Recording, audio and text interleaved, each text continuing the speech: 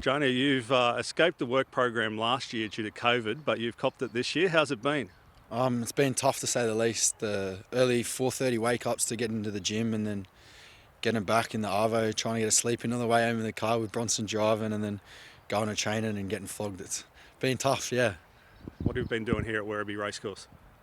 We've been moving the rails, so we took them all out last week and this week, and they've mowed the lawn and we're putting it all back this week. So there's been a lot of walking and a lot of moving.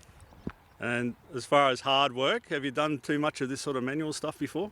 Because we started pre-season late last year, I did a little bit of labouring before we come down, but not labouring and then training like we have been. So yeah, that's probably been the tough bit, the training after working. So yeah. What do you think you've got out of it? Definitely grateful.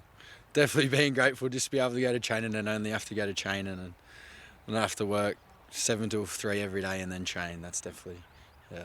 Now the good news is we've just heard from Paul, who's been your boss here, that you've been given some free tickets to Werribee Cup Day.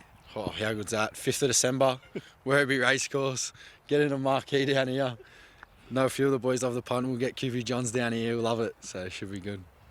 Lovely. We'll move on to emerging state of origin. Was that a surprise when you got picked there last week in the New South Wales emerging team? Yeah, definitely. I didn't think about that at all, to be honest. Just had to focus about coming down here, and then to get that was obviously a bit of a surprise at least, yeah.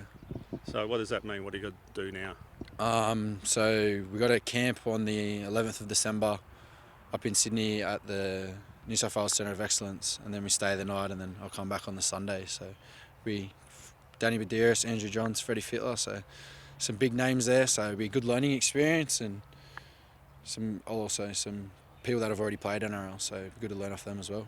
Yeah, there are some big names in that group that have played a fair bit of NRL. I guess that's your goal, 2022?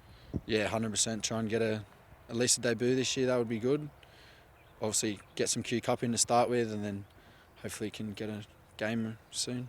So you got Jerome Hughes and Cameron Munster there in the halves, who are a great combination to learn from.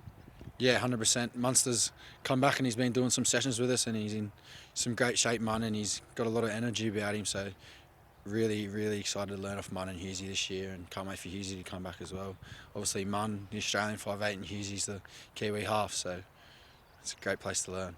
What do you see in Jerome's game that you could use in your own? Hughesy's got a lot of control. And I think definitely last year took a lot of control over the team with Smithy leaving obviously, and having sort of a newish spine with Harry and Brendan coming in and out. So obviously he's control, and then he still plays himself. He still does a lot of running, Hughesy, and does his own job and then helps the team as well. So yeah.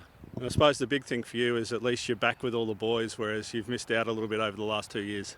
Yeah, obviously not being in the bubble last year, got injured a few times. Me and Jack were down here working with the performance staff, just working on our bodies, and had a little mini pre-season, so missed out on getting up the nooser in the sun with the boys. But yeah, obviously hopefully this year, if all goes to plan, we can all stay together and stick as a group, so pretty excited.